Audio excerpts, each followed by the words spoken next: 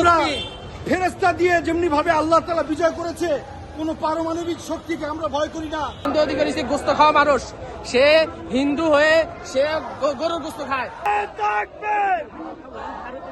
বাংলাদেশের 80% মুসলমান কোনোদিনও এই বাংলাদেশের ভারতের অবস্থানকে মেনে নেবে না। সবসময় আমাদের প্রতিবেশী দেশ হিসাবে ভারতকে আমরা বন্ধু রাষ্ট্র মনে করি, কিন্তু ভারত বাংলাদেশকে বন্ধু না শত্রু রাষ্ট্র মনে করে। তাহলে তথ্য উপদেষ্টাকে ওনারা এভাবে ফেরত দিতে পারতো না। তথ্য উপদেষ্টাকে ফেরত দেওয়া এটা আমরা মনে করি আমাদের জাতির জন্য, বাংলাদেশের জন্য অপমানজনক।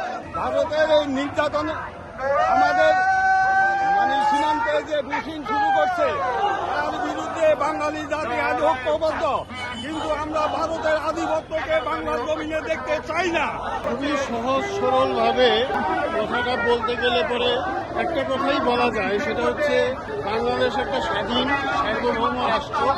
এখানে এই দেশকে অবৈধভাবে পুষিং করা, এই সার্বভৌম রাষ্ট্রকে প্রতিনিয়ত গোলামে তৈরি করা, এটা বাংলাদেশের মানুষ কখনো মেনে নেয়নি, নেবেও না।